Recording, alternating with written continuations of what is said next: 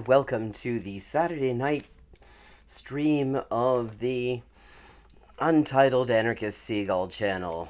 Had to give it a miss yesterday because I was just completely shattered. I was on 4 hours of sleep.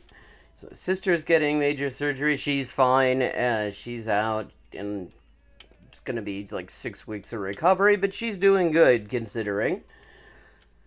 And I just was not a particularly scintillating partner in conversation, as my niece indirectly pointed out to me as well, which I would have felt worse about if it weren't so just obviously true. I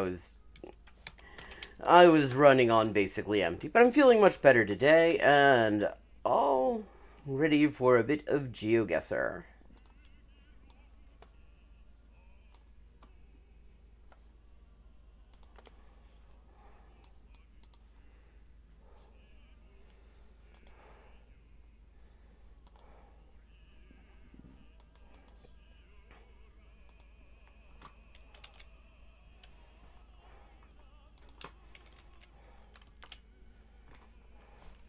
Apparently, in Geoguessr, I am a rookie hiker.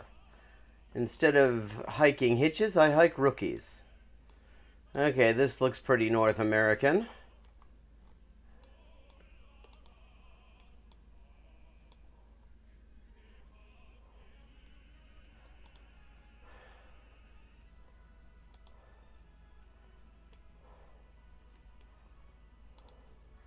Let's just see, what's this stop sign? Okay.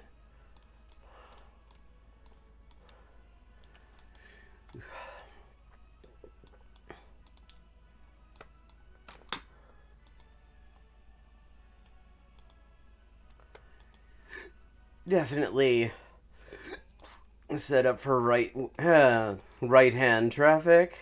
Speed limit. Okay, so this is the US. In Canada, it would say maximum because it's the same thing in English and French both.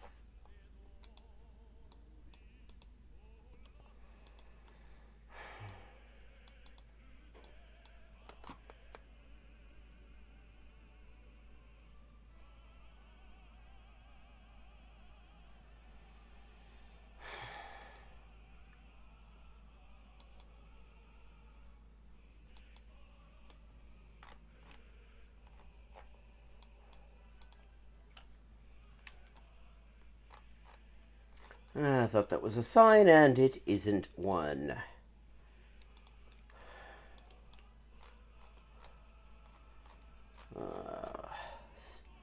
Southern Tree Service.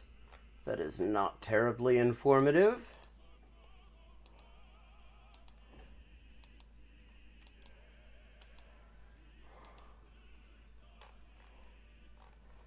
Johnson City, Tennessee, Washington County. That, on the other hand, that is pretty informative. That you really can't fault the amount of information provided. Johnson City, Tennessee in Washington County. Okay. Not actually entirely certain where Johnson City is, or for that matter, where Washington County is. I really don't know the counties in most U.S. states all that well. Oh, that's right. We actually had a play. Yeah, I think we did one that was near here a while back.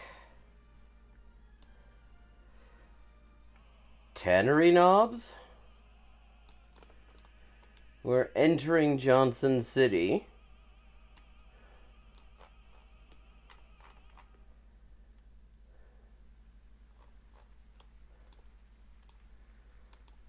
Let's see if we can get any more specific than that, shall we?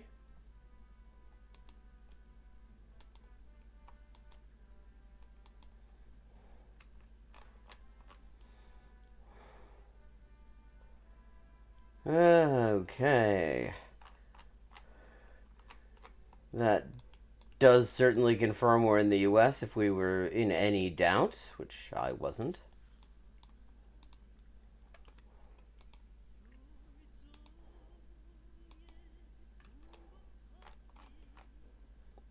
A&N trailer, an 800 number, that's useless. Yeah.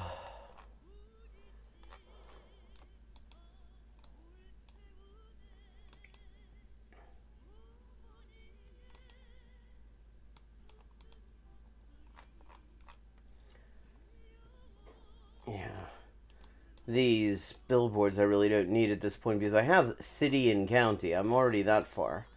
Really what I need is some street signs. A1 auto salvage. Like, what state route is this or whatever?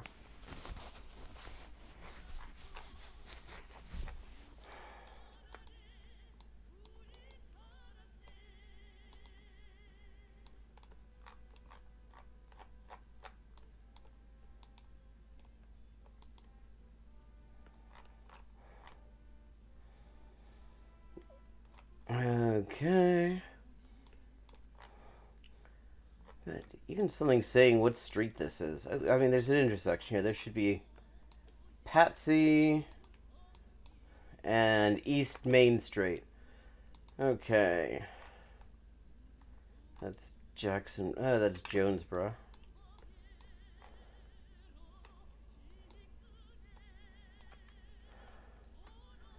Usually a street called Main Street is relatively easy to find.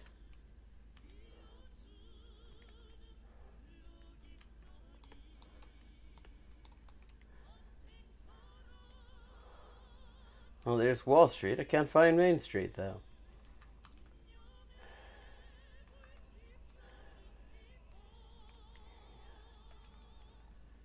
Some people back in the Occupies days found the 99% grading. And for all its imprecisions, I have to say I still don't dislike it quite as much as the whole dichotomy of, oh, there's West Main Street, okay. Of Wall Street and Main Street. Okay, East Main Street, we got it.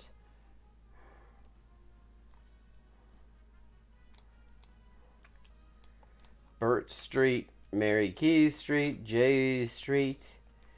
Because the thing about Main Street is you go to Main Street, usually that's where the branches of the fucking companies that are on Wall Street have their offices. Patsy Lane.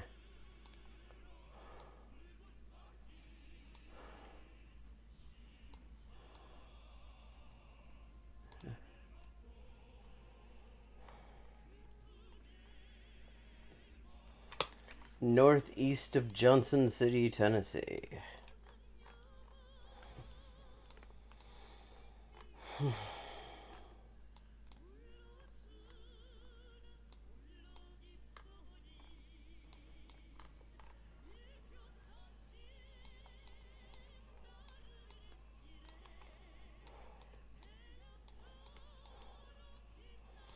And trailer leasing. Somewhere around there. And we are 322 yards off. That's getting off to a good start. 4,999.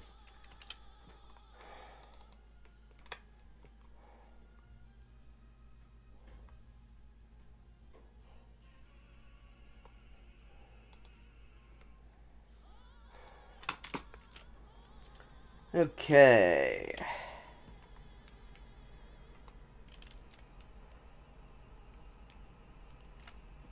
Round 2. Something immediately makes me think Germany about this. Something about the color of, and the just design of this building. Immediately. Okay. Less so now. What is that thing? It's some kind of emblem. Maybe Poland? Or, well, let's see. What are these uniforms like? Yeah, definitely not Germany. Could be Russia.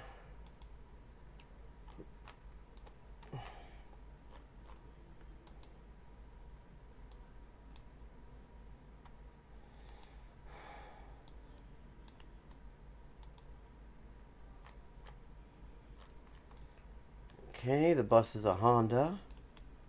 That tells us very, very little.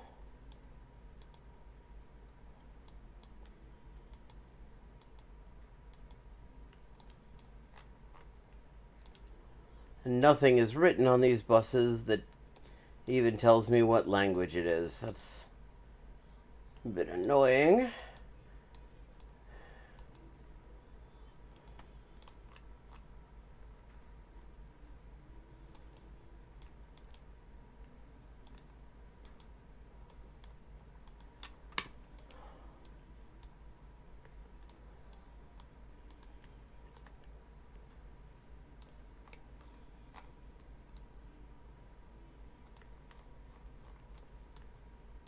Oh, here we go. An actual sign with fucking writing on it. Приносим свои извинения за неудобства, связанные с производством работ по ремонту дорожного покрытия. Okay, works. Oh.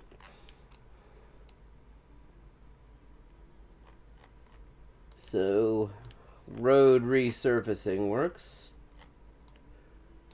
And we're in a Russian-speaking place. Okay, and all these signs are in Russian, so it isn't a Russian bilingual place.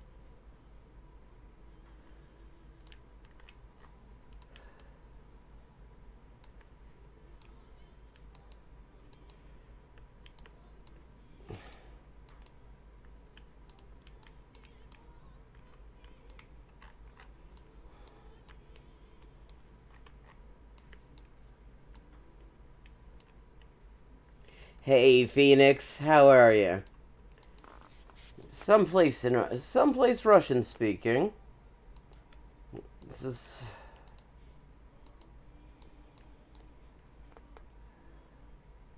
No, I didn't.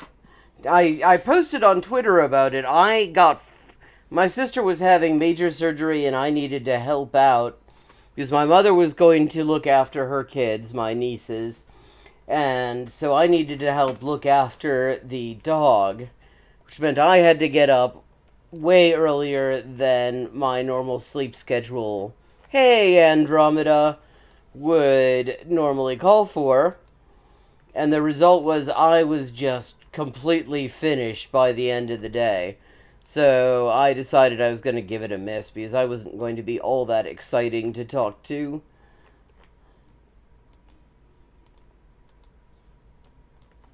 Hope you didn't wait around for too long. Okay, this is someplace Russian. I mean, could this be Moscow?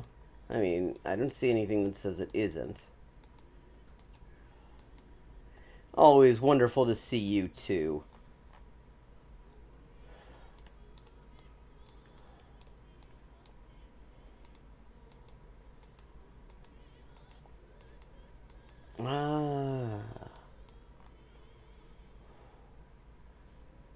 This actually, maybe this is Red Square. Oh, I'm gonna give it a punt anyway. Красная площадь. Чистые пруды Курская. Arbatskaya. 245. I've never seen Red Square from that angle before. Also never actually been there. Okay, that's two 4,999s in a row. How you two doing? Yeah, it was good, and it all turned out well, and I'm very well rested tonight, and CBD does help with these things. Okay, this is telling me North America.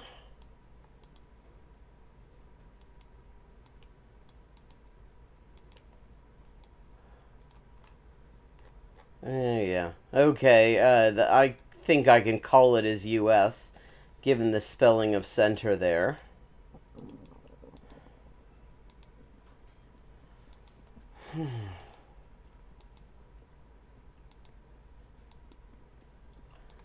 Okay, come on, get me to a main drag someplace.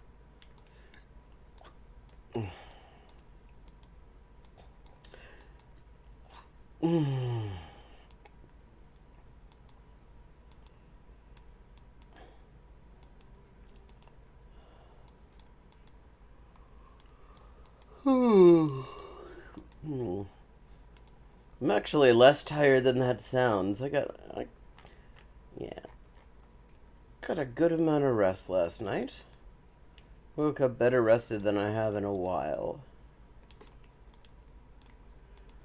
Also did not have quite such fucked up dreams as I've been having, which is very nice. Yes, definitely in the US. It says speed limit. Beyond that, Prelo Realty.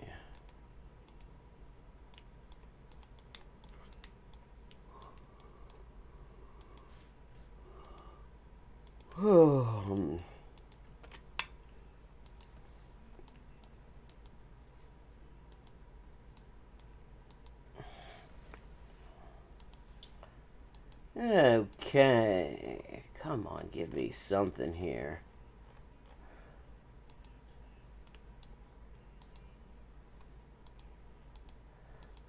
This is like every suburb.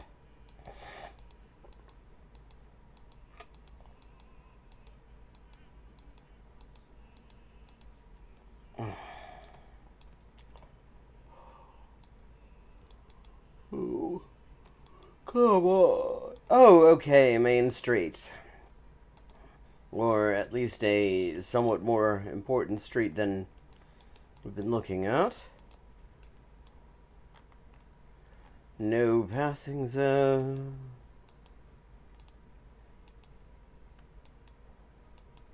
The season occasionally just randomly changes here, because watch, at some point it's going to, suddenly they're going to be leaves on the trees, and then they're not going to be.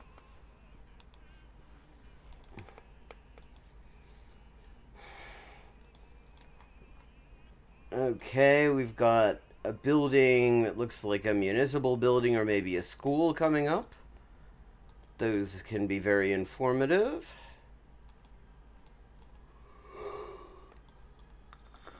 If you could get close enough to get an actual look at the name of them anyway.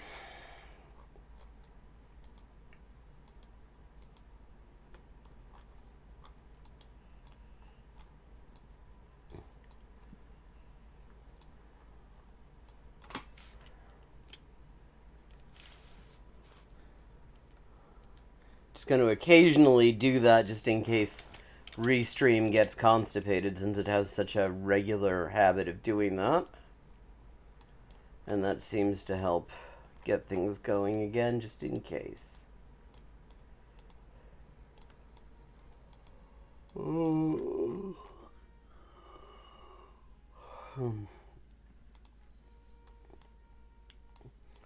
Atonement, okay, it's actually a church. Very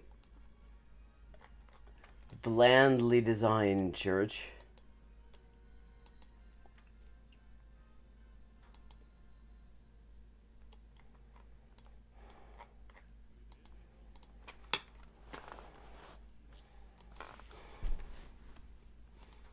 Ah, come on, give me something better.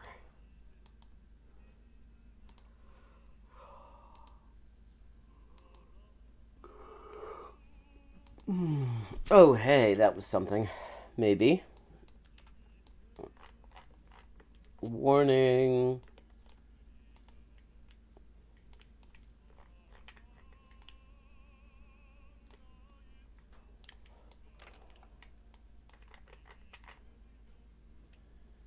Northwest Recovery 847 area code.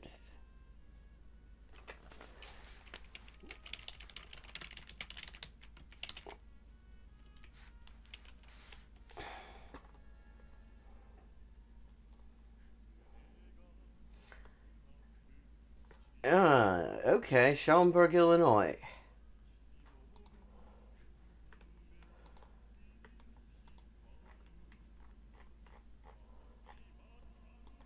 Hey, how are you doing, Erica?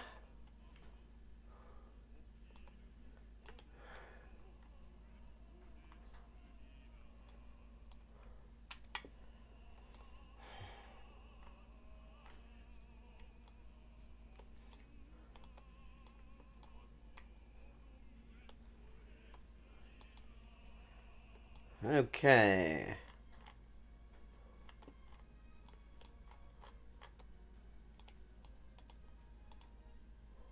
9.3 miles. Wow, I have not been under 4,900 yet this time. And this is my first time today under 49.99. Okay, we are in a place that speaks Bengali.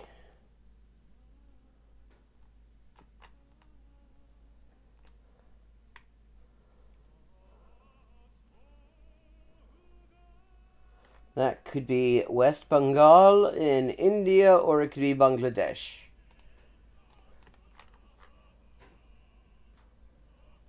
Oh, well. I'm glad.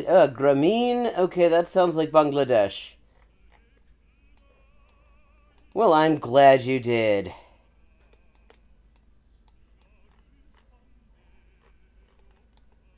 Okay.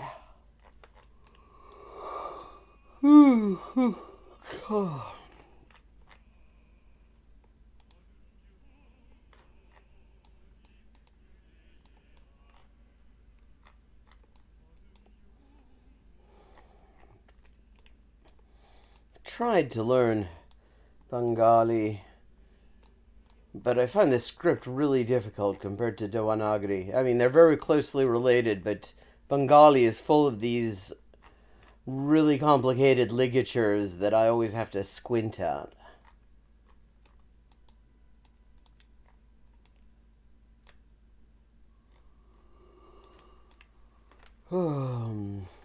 Okay. I'm going to say someplace in Bangladesh.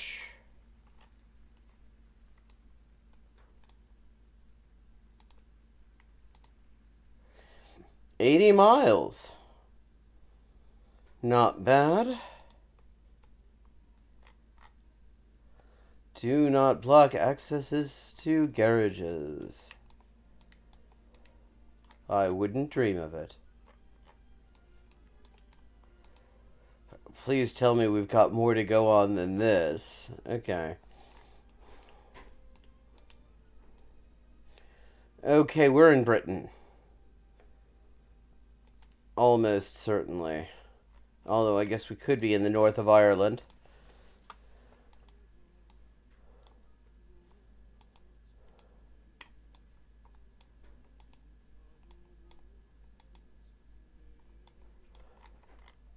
Yeah. Well, definitely not.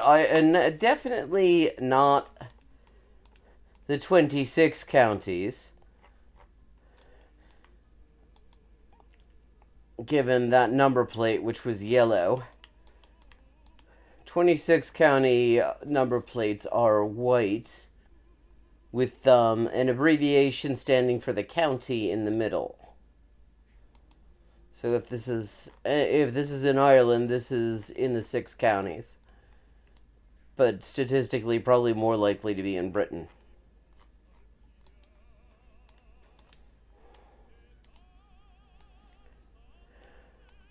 And there is just something about the way this street is set up and the way these houses are arranged that also immediately makes me say that this was that this was probably Britain. And I can't completely put my finger on what it is, but there's just something about this style of housing estate that immediately rings that bell.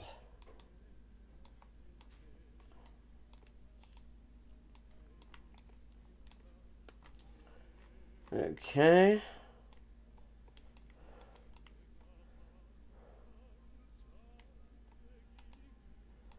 On?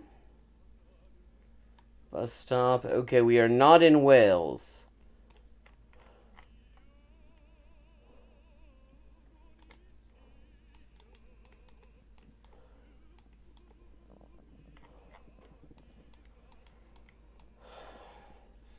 Ah, okay, we've got a city bus.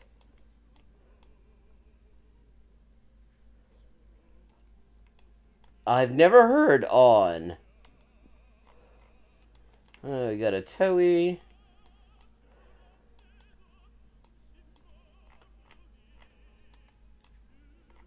Tyne Crescent, Humber Avenue. Lots of northern place name references in these streets.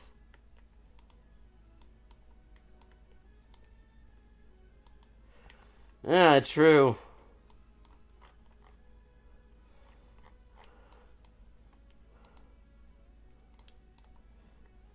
Well, yes, but you get... It depends. Well, it's on sometimes, but if you are trapped there with Josh Hutcherson, then it is in. Then it is definitely in. I don't even know who the hell Josh Hutcherson is.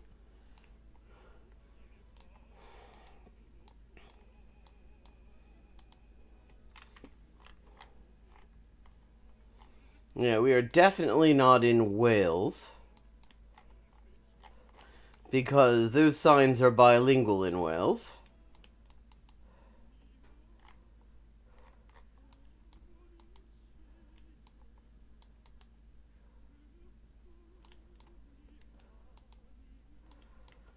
And I think if this were the 6 counties, we almost certainly would have seen some flags of some kind hanging from random places, or some painted curbstones.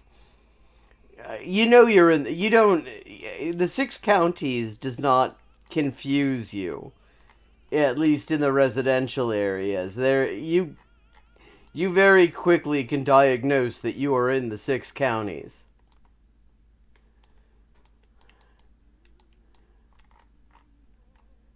Vincent Van Heyer.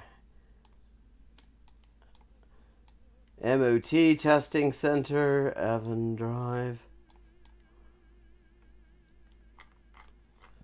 Vincent Vehicle Hire.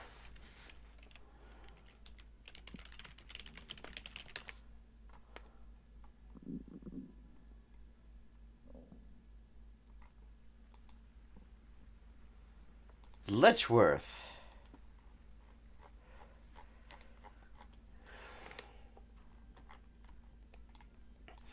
Yes. I mean, that's one thing you really have to say for the 6 counties. They don't like to leave you in suspense.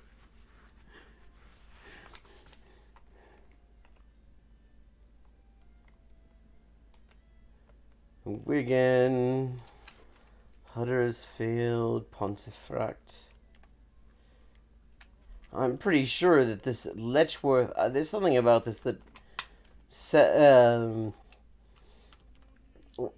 immediately tells me that this is northern. Horncastle. That's a great name. Oh, this is Lincolnshire. The original Newark. From what I've heard, it makes the original the current Threads. What's that? Oh, that's Wales. What's Threads? Boodle, Preston, Clit Hero, Skipton, Pocklington, Humberside, Flamborough, Scarborough, Pocklington, Goole.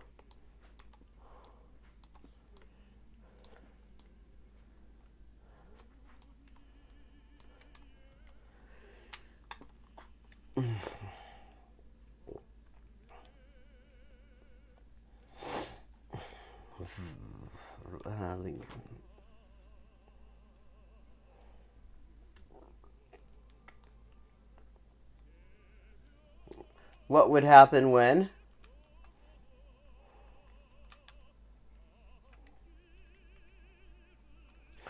Oh shit! Uh,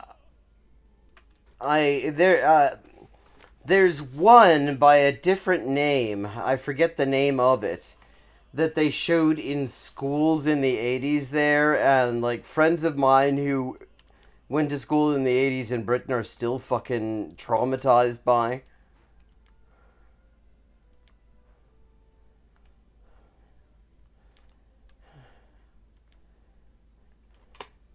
Because you see, in the 1980s, they decided that, you know, there was no way that school kids were ready to hear about the fact that gay people exist. But a very detailed, very realistic, true to, depiction of what Britain would be like in the event of a nuclear war. That was totally what school kids would be ready to watch. Roadhead.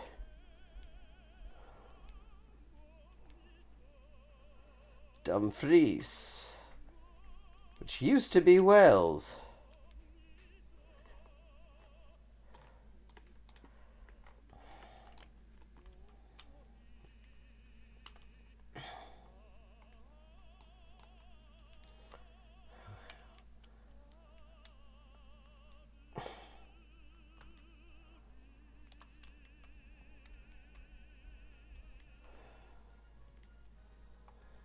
Brighouse, Batley, Eggborough.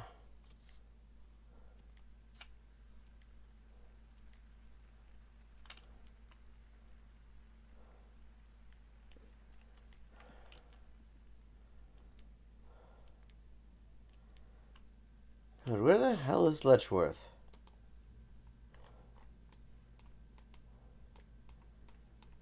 Letchworth. Where the fuck is Letchworth? The Tiger Moth.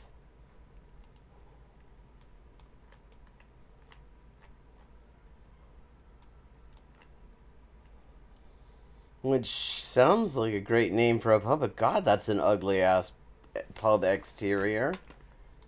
I mean, maybe it's lovely on the inside, but shit. That has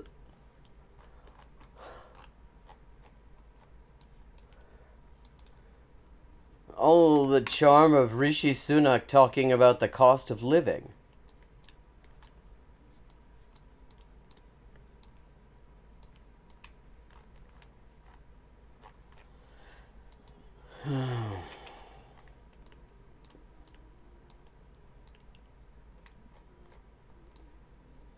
No entry. Avon Avenue. Most unimaginative name for a river is the River Avon. Because Avon is just Welsh for river.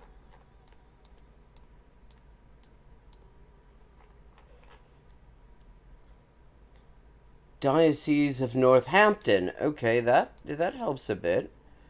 Okay, we're gonna go down a little bit. Corby, Peterborough, Kettering, Thrapston, Wigston.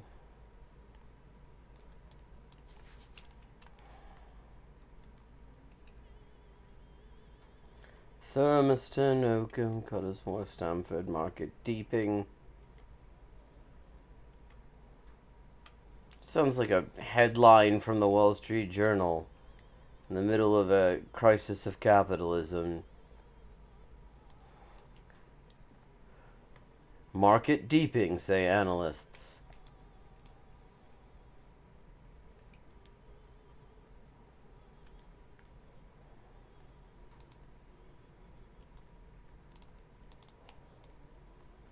Guy's Head.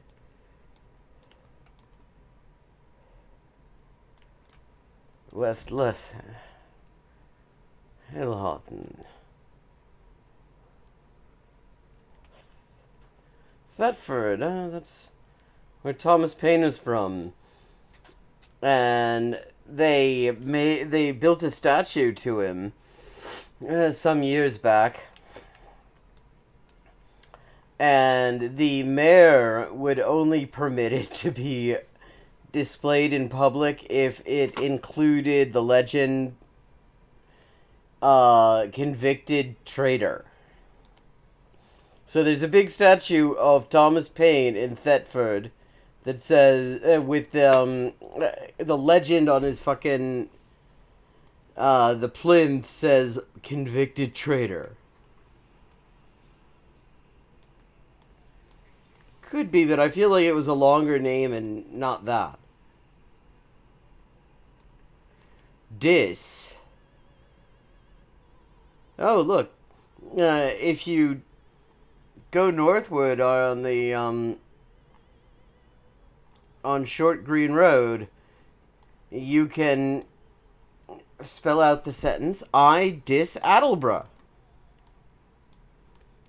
If you ever wanted to diss Attleborough, that is an option. Oh, a spare St. Ives. Having been to the St. Ives in Cornwall, I have to say it would probably not compete. That is, I mean, it's absolutely gorgeous. Titchmarsh. We're looking for God, Manchester. What, I Dis Attenborough? Yeah, it was definitely a British movie. And it was shown in schools in the 80s. Like, this is something... This is one of those shared experiences, like shared Gen X experiences of growing up in the 80s. Was being forced to look at that fucking... Watch that movie.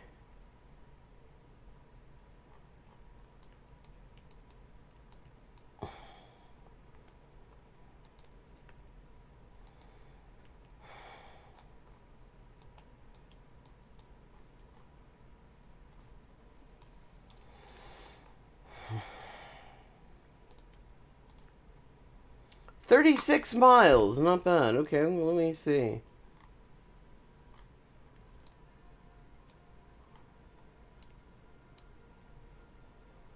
Brick Hill by Bedford. Oh, okay. And right by Northampton. Okay. View summary. Okay. 20. Okay, that is a better score than I've had in the past couple of times I've done this. 24,342, and I'm only 10 XP short of leveling up to whatever the hell comes after, I forget what, there's something called Hiker. Rookie Hiker.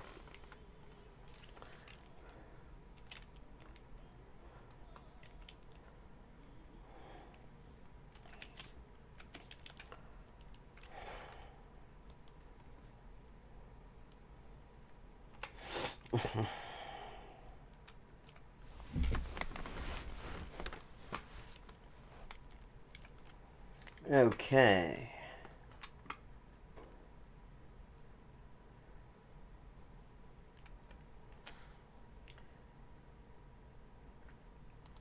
We're going to... Fuck. Bloody Chrome. It used to be that your ad blockers would work for these things. Let me just make sure. Ah, good. That's looking good. I'm going to look at some PragerU propaganda for kids. Relatively short. And this is the Industrial Revolution. Freedom versus control. Oh, hold on. Gotta get that volume up.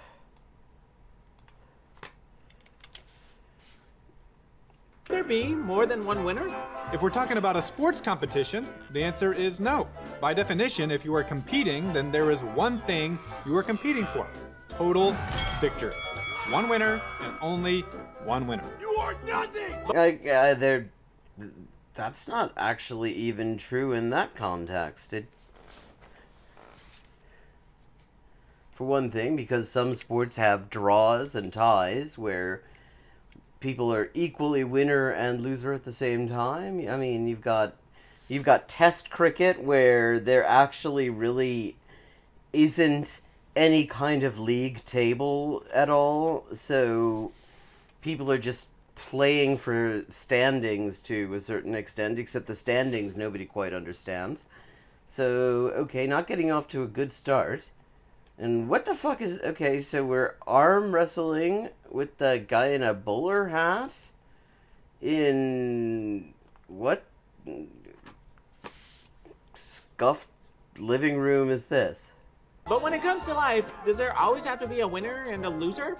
Always the oppressor and always the oppressed? A lot of people think so. There's always a loser. But this guy Well, he's got a point. had other ideas. No, you fool. Everyone can be a winner. What the heck are these guys are? Okay, who the fuck is this guy? Okay, I think we can be pretty certain that that's supposed to be Karl Marx. But who's this fucker on the left supposed to be? Arguing about? Today, we'll find out. Today on TBH History, we're looking at how the Industrial Revolution progressed, the opposition that rose against it, and the economic debate that continues today around the world and right here in our own country. PragerU is experiencing severe censorship? Where? What the fuck? How is this severe censorship? Their shit gets like algorithmically boosted into my feed even when I say do not recommend channel. Hey, I'm Lem, And I'm Daniel. and this is TBH History. Last episode, we explored the beginnings of the TBH, it stands for the bullshit hour. This is part of an hour-long thing that they do on PragerU where they do bullshit. Industrial Revolution and how the world suddenly exploded with technological advancement. It was a wild time with new emerging technologies and few government restrictions to hold back the rapid changes. Well, it depends. Restrictions on what exactly? There were lots of government restrictions on unions. There were plenty of government restrictions on that. And the British government certainly restricted the shit out of economic activity in the colonies, which they called free trade, because, which was sort of, a good prefiguration of the discussion around free trade since the 1990s, where free trade also means basically protectionism for the imperial core and unbridled exploitation for everyone else.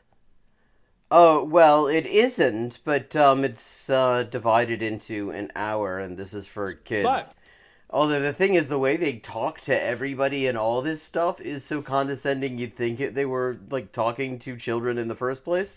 So, you're right, it is kind of difficult to with tell. these drastic changes came new challenges. Drastic?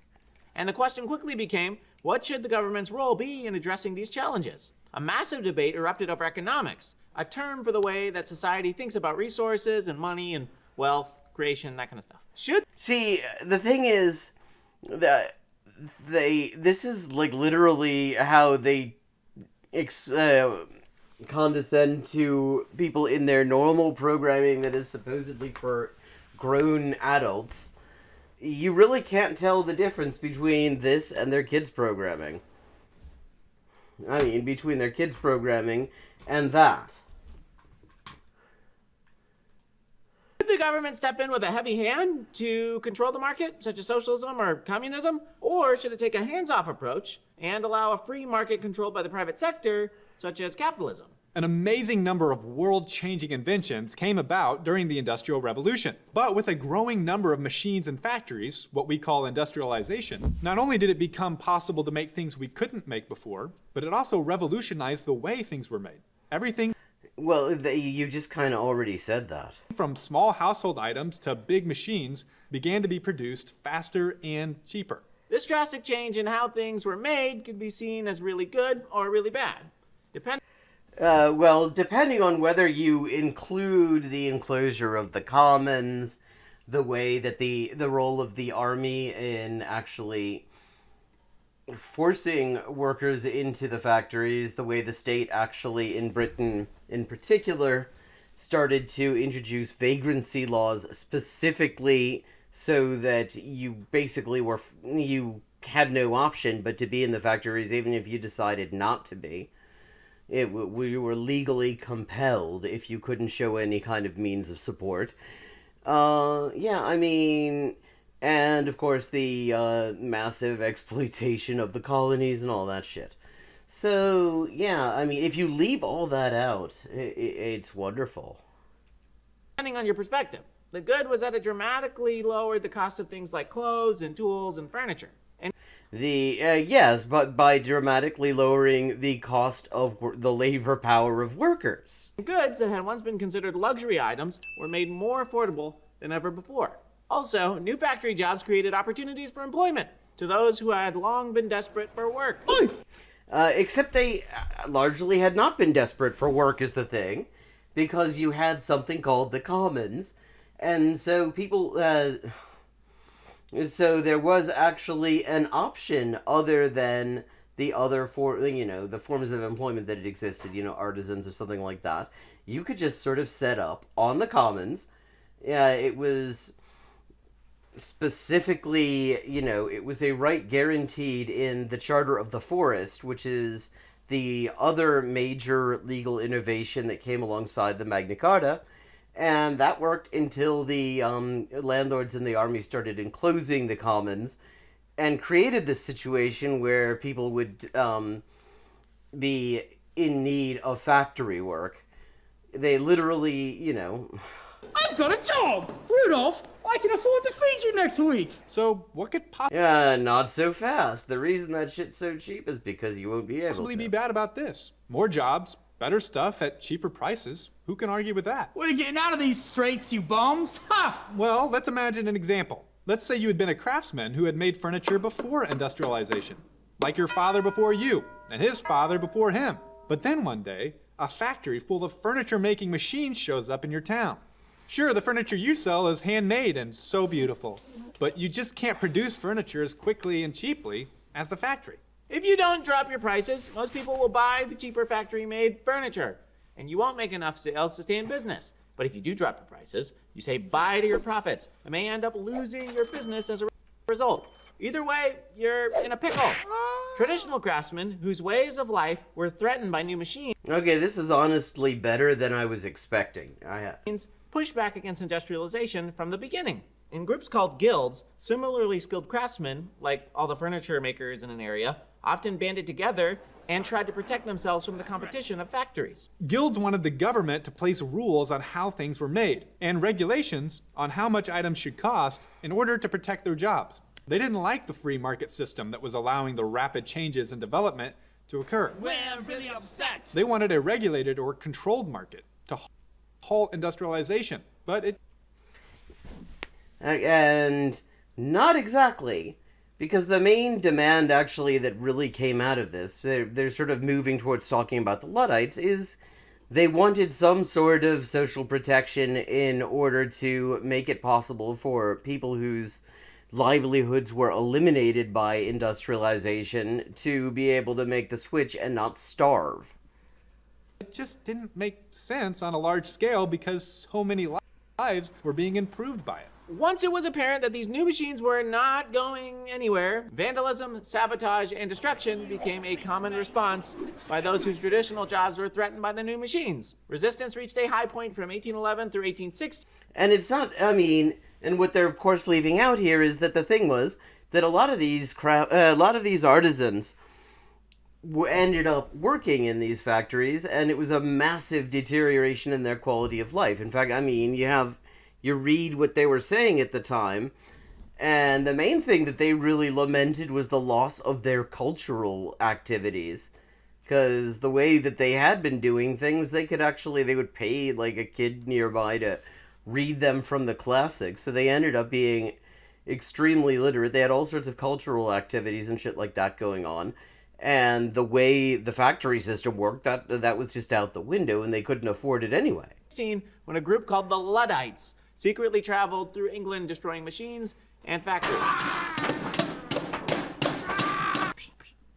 Although they put up a strong fight, groups like the Luddites ultimately failed, and the Industrial Partially because they were fucking massacred. Revolution marched on through the 19th century. Through free markets that allowed technological advancements to continue expanding, industrialization spread around the world to European colonies, and it naturally exploded in the United States. the nation that provided a prime example of capitalism, where citizens enjoyed more political and economic freedom than anywhere else in the world.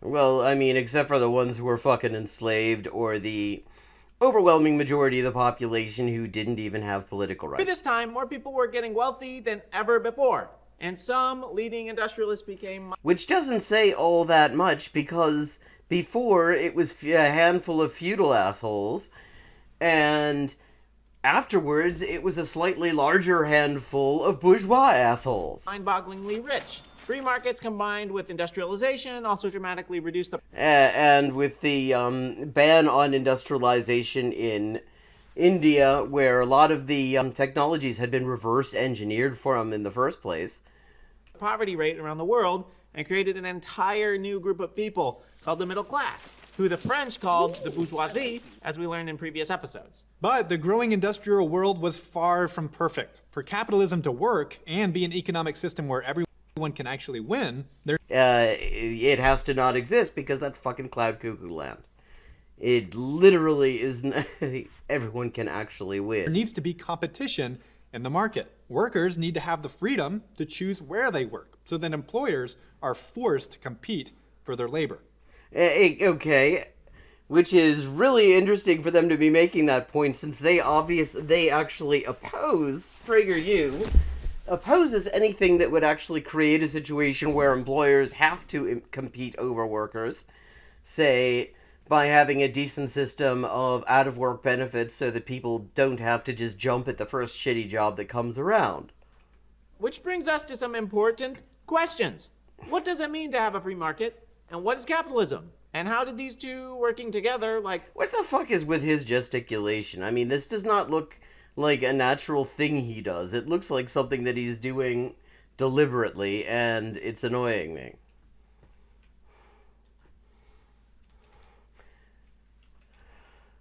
help the Industrial Revolution progress? Let's zoom out and take a look. For centuries, the common belief regarding economics was that the Earth had limited resources that And we're finding that's actually fucking true. had to be fought over, and only the strong and powerful would end up with a pile of goodies.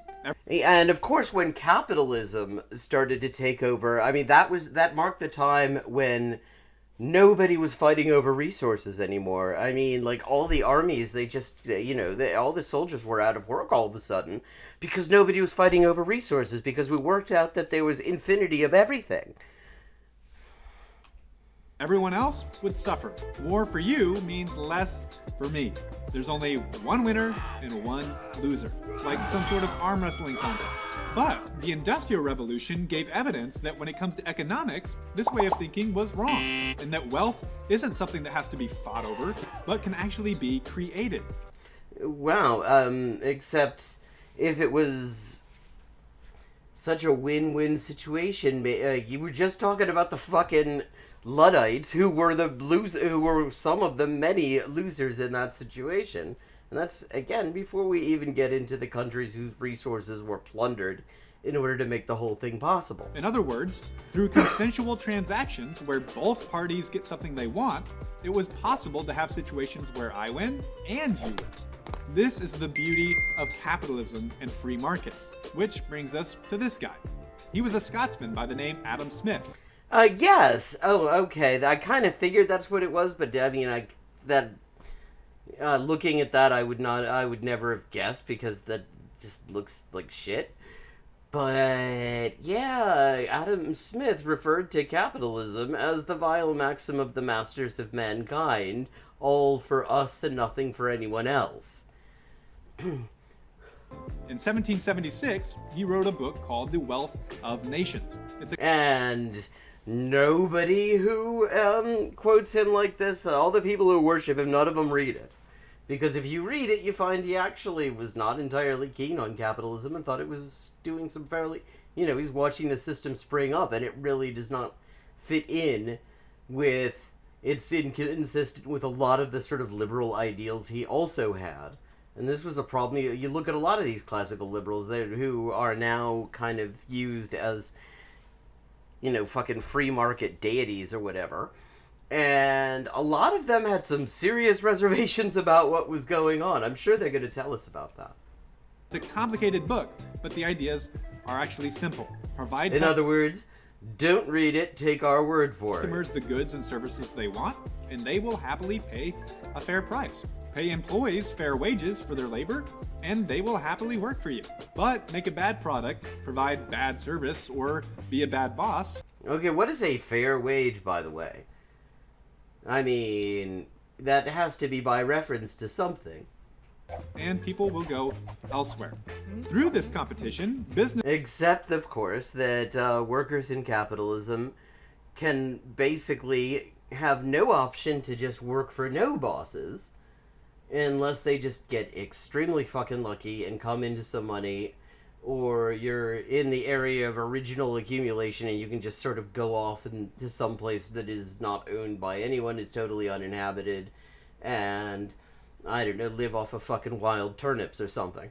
Which didn't work even then, for the most part. But, yeah, no, that's not how any of this works. Because even if you don't work for the one boss, you have to work for another boss like them. And, of course, they're not talking about slavery that was going on at the same time. Businesses are encouraged to provide better service, products, and employment in order to stay competitive. And in return, everyone is better off. To Smith, this model Which is why workers were, obviously, workers were just so happy that they had to form unions and become Luddites and all sorts of shit. could only work where there is little government regulation, which is where capitalism comes in. And although capitalism has become a very controversial term, it's actually just a term for an economic system where a country's trade and industry are owned and controlled by the private sector, aka the people, instead of The people, that's cute. Yes, see, in capitalism, the people control all of the means of production, all of us. That's what the private sector is. That when all of us control all of the means of production and the natural resources we need in order to live. the government. And when you, as a private citizen, actually own your own business and property, you have the right to buy, sell, trade, and hire however you want. And it's this right to the ownership of your own property that lays the foundation for a free market to exist. Unfortunately, during the Industrial Revolution, the world was changing so fast that sometimes there were places where more people needed jobs than there were jobs for them to fill. And also, the jobs fucking sucked. And this situation allowed some bosses and business owners to take advantage of their workers. How would you like to work for me, huh? I pay diddly squat per hour. All right, sounds like a good deal. Good deal. Many workers faced horrible working conditions, and they couldn't just quit their job and find a better one because oftentimes there weren't like alternatives or. And also, this was basically what all of the fucking bosses were doing, because obviously, there's no downward limit on wages, they're going to push them down as much as possible, because that's where fucking profits come from. Other jobs for them to go to. So regardless of the bad conditions, they were stuck and had little power to make things better. Hours were too long, pay was too little, and work environments were often unclean and unsafe. Yes! And when did work environments become cleaner and safer? Not to say that they're great now because of deregulation. I like how, you see, they're talking about this. Are they going to admit that regulation actually probably was quite beneficial in a lot of ways to workers? You know, in terms of health and safety and minimum wage requirements? Or, because they've kind of painted themselves into a corner. How do they get out of this? Miners and factory workers spent their days covered in soot and coal. Areas of beautiful countryside were damaged. Oi, that's a lot of damage. Wow. And city What the fuck are these accents supposed to be? What the fuck was that? workers spent their days covered in soot and coal. Areas of beautiful countryside were damaged. Oi, that's a lot of damage. What the fuck is that accent? Wow. And cities like London were filled with waste. Oi, that looks like chocolate petals. I don't think that's chocolate. These instances where capitalism was hijacked by corruption and abuse, and where Capitalism was hijacked. But not that you need regulation in order to prevent the abuse, because obviously they can't be saying that because they're PragerU and they like to have bosses be completely unregulated. So what are they going to say? They're going to say it's fucking competition that changes it? where freedom of choice was removed from the market, provided critics of industrialization with ammunition to attack. And in 1848, a German philosopher did just that.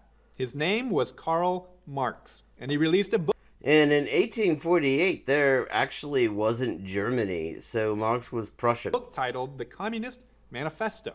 Maybe you've heard of it, you know? A lot of people have heard of it. Some people read it. Most people don't care. Yeah, I see. I love how when it comes to the actual source material, the actual thinkers they're talking about, they are actively, even the ones that they claim are on their side, they are actively discouraging anyone from reading it. Like, and of course it's only the Communist Manifesto that they mention, not Capital. Because the Communist Manifesto has communist in it, and if you're watching PragerU for some reason other than taking the piss out of it, you're already negatively disposed towards the word communist.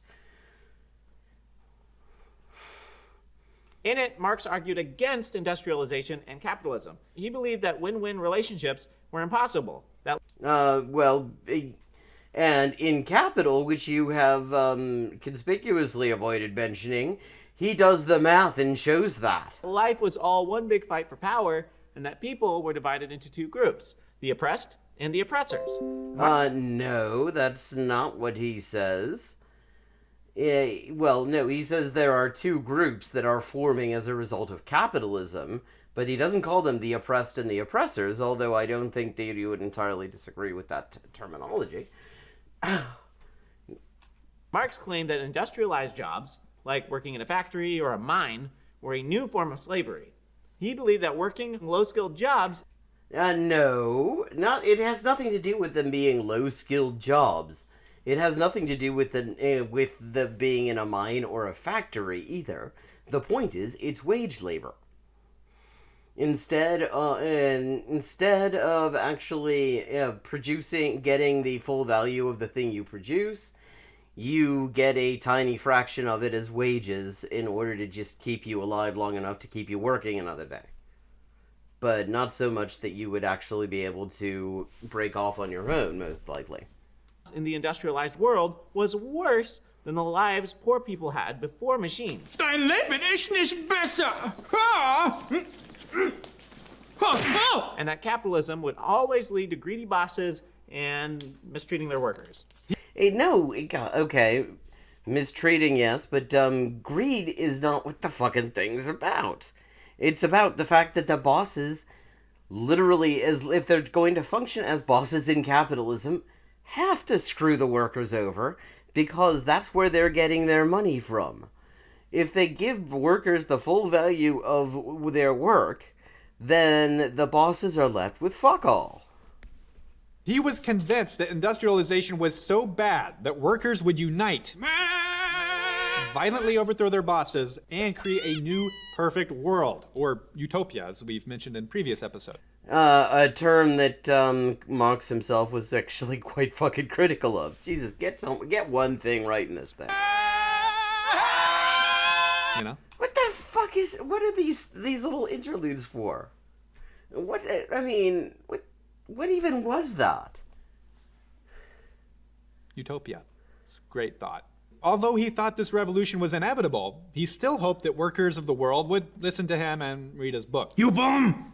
Read the book! And a lot of people... Yeah, because, if there's one thing that was really, really hard in the 19th century, early 20th century, it was to get workers interested in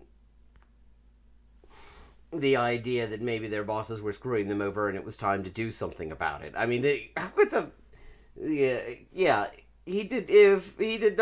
There wasn't actually all that much difficulty getting the book out there. The difficulty was owning a copy of it and not getting arrested. People did indeed hear Marx's message. The Communist Manifesto was difficulty in a lot translated of into places. many languages, and word of the new philosophy of communism spread across Europe and the industrializing world. But in spite of this, What do they mean by the industrializing world in 1848? I mean, are they just okay? his predictions failed to come true, while his ideas did Oh, really? Okay. So, for example, give an example of one of the predictions that failed to come true. attract a lot of followers. There weren't nearly enough for a revolution. You need at least like 3 or 4,000. The truth. Yeah, I mean, he's actually saying that it wasn't. There were less than 3 or 4,000 people who answered the call of the fucking Communist Manifesto and everything. What? I mean, Jesus. Talk about actually somewhere in the fucking millions. Truth was, industrialization and free market capitalism were making the equality of life more comfortable for almost everyone. Although Yes, almost everyone except fucking workers. compared to some of the world's new wealthy capitalists, a lot of workers, they didn't have much compared to those people. Yeah, like they didn't have windows. They often didn't actually have places to live. They often had no place to even take a fucking shit. In fact, in Merthyr Tydfil, in South Wales, there was an uprising around this time that they're talking about, which is also credited as the first place that the red flag was used in a working class rebellion. One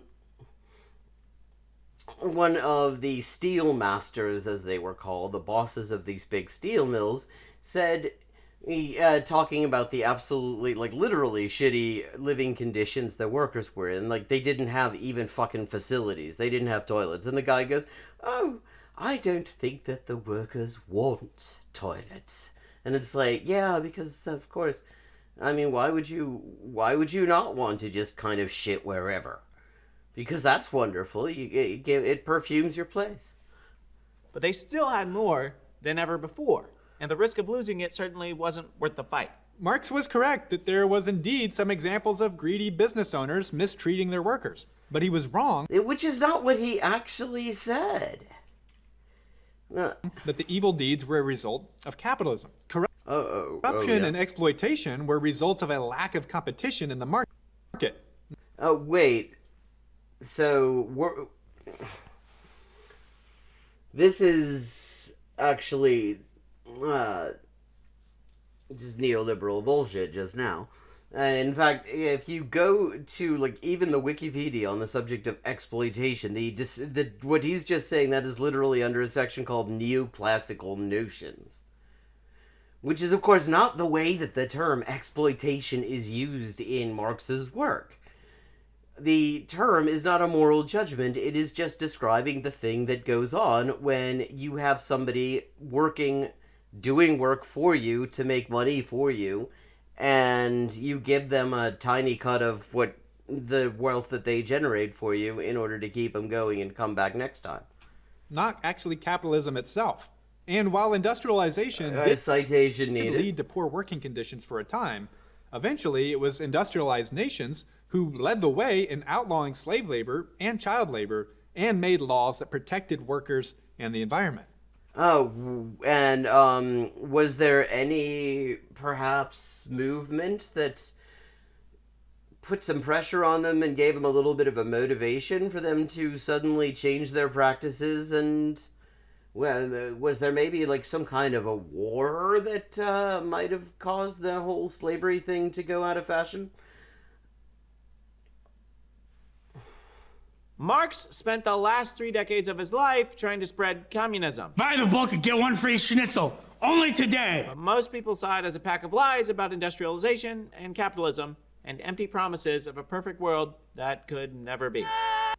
I mean, it's like, yeah, it's actually kind of hilarious that they keep on trying to associate the term utopia with Marx, because Marx literally has a fucking article that he wrote distinguishing what he called utopian socialism from scientific socialism, which was the thing that what he was advocating. And what the? Okay, why did we need to see that again? We did not need that. I am listening to this through headphones, and that was actively painful. And we'd all like utopia. We'd all like that perfect place. Well, yes, clearly, if there's one thing that oil billionaires and their paid propagandists would love, it is a society in which the working class own and control the means of production, and production is for human need rather than profit, and and exploitation is outlawed. Obviously, these are things that everyone, including PragerU, wants. You know, Marx didn't live long enough to see communism take hold anywhere. Yeah, a lot of people haven't lived long enough for that to happen, because it hasn't actually happened yet. Utopia is on the horizon. But his ideas didn't die with him. Small groups of his followers, called Marxists, existed in all industrialized nations. Their numbers were far too small to support the revolution that the Communist Manifesto had promised. But the book was still being shared, like a bad cold, a bad virus. Wait. PragerU does not actually have a problem with a bad virus being shared. They actually outright encourage people to share the fucking virus. Marxism had a tough time finding a home in places where the industrial world was thriving. But what about the non-industrialized world? In our next and final episode in this series on the revolutions that have... What is the non-industrialized world? Which is to say the world at whose expense Europe and North America were industrializing. ...shaped our world, we'll visit the largest country on Earth, Mother Russia, where a Marx-influenced revolution set the stage for a global showdown between freedom and control. But before we say goodbye... This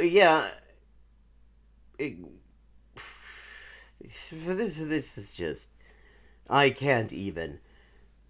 Yeah, I mean, they managed to just go from one really asinine thing to another really asinine thing, and these are totally, it's like they're a B team, because they just sound like even... Yeah, I mean, the more frightening thing is that these guys might actually believe in what they do. That's not impossible. Although, actually, I kind of like it if they didn't really, and they were just doing it long enough to get some money, and then they write a fucking book about it that completely humiliates them. That would be kind of a cool denouement, but... Yeah, they clearly just don't know anything about anything, and unlike the other people who don't know anything and make videos for PragerU, they're not very good at hiding it. They are the Xander hole to Dennis Prager's Vosh. They just sound like dickheads. The only difference between them and, like, Will and Amala or fucking Prager himself or the rest of those pricks is that they just sort of act like complete ignoramuses and talk like, you know, the guy who smokes way too much of your weed and then won't shut the fuck up in the pub. And this is like, if this is what they think that kids will respond to, I actually feel very safe suddenly, because, I mean, I remember programming like this when I was growing up, people who would actually try to relate to the kids by talking like this, and I fucking hated it growing up because it was just so fucking insulting. So, I mean, honestly, I think it's wonderful that they're doing it like this. It will probably immunize entire generations against PragerU. Bye. Make sure you take away these 3 lessons. Capitalism, which ran together with the Industrial Revolution, is an economic system where freedom allows everyone to win. Except for buyers and workers. Buyers and sellers, bosses and workers. Despite opposition, capitalism and the Industrial Revolution led to better quality of life for people at all levels of society. offer does not apply below the unless ownership only applies with proof of ownership of means of production and residence in the imperial core. Marxism rejects capitalism, believing that everything is a fight for power between oppressed and oppressor, and falsely claimed that industrializing was negative for people. Except that is not actually, none of this is actually. And That's not what he fucking says. always, it's time to end with a thought-provoking question. Thought-provoking or just a medic? What do you think the world would look like without the Industrial Revolution? Let us know in the comments below. An interesting one that they've decided to go with, actually. Because out of all the things, I thought they were about to say something. What if the world was run based on the way Marx says it ought to be run, or something like that? And it's like, well, actually, that would seem kind of pretty based. I'm not a Marxist, but I tend to think that he got a lot of things right. And instead, they decided that was the one they were going to go with. I like this music about when it starts kicking it down. Thank you so much for watching this episode of TBH History for PragerU. Make sure you subscribe and check out our other episodes, as well as part 1 of the Industrial Revolution, which you should watch. Wait, who the fuck are these guys anyway? And should have watched before you watched this. If you're still watching No, if I had watched that, I would not have the stomach to watch this. this, as always, we want you to post an emoji, and this time we're gonna have you post a pretzel emoji. And if What? Not a pretzel emoji? What the you fuck? can tell us why we want you to post it, we will give you a shout out in the next episode. But Oh! I got it. It's because they're twisting the facts. until then, it's time for our shout out for our last episode. I would actually put that in the comments, except I do not want to lead their fucking their actual enthusiastic viewers back to my channel. Lim, take over. All right, it's time for the shout out. Research. Nuno and Ella says, because he puts coal in her stocking, and coal was a big part of the Industrial Revolution. With the Santa Claus emoji at the beginning. Nuno and Ella, congratulations. You win the shout out. Yes. Well done. Well done. Don't you talk to my baby that way. Got this nasty stuff on my lips and it's still not keeping my mustache. What the fuck is that? These fucking weird fever dream interludes. It's like the outtakes from the fucking Cryptoland thing. What? PPD! PPD! I don't dance. No. See, the thing is, the point of outtakes is that you can tell they're funny, because you can tell the difference between what they were going for and the things they had to cut out because they screwed up. And I literally cannot. There literally is no difference in quality between their outtakes and the shit they put in there. Most of which makes. I mean, I can't even see what they were going for just from a standpoint of trying to create right-wing bullshit propaganda for kids. It just isn't anything. It's just not things. It is the absence of thing. Wow! Fuck off. The fuck? Hey, are you Buffalo Bill? What? The fuck is this shit? Yeah, that dog is just like embarrassed to be there, and you just see it in this dog's body language that it really hopes this isn't on film because it'd like to be able to deny having had any association with this.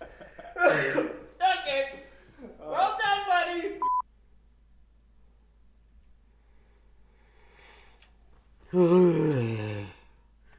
Okay. That was painful. Is there anything I can do in just a few minutes? Since we've only got about 7 minutes left before I bid everybody good night until this coming Friday. Maybe start out on this speech every American needs to hear. If every high school principal gave the following speech, America would be a much better place.